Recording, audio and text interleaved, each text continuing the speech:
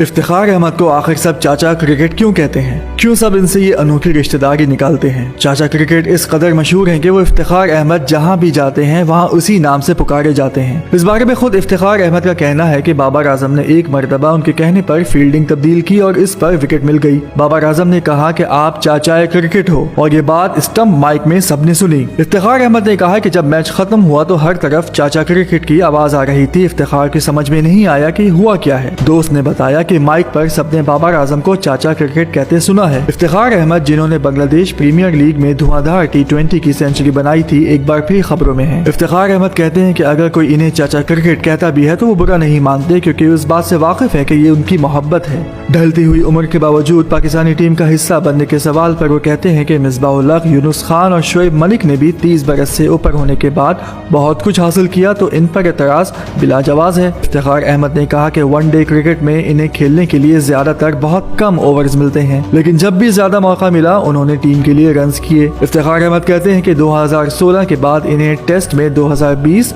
और फिर 2022 में मौका मिला।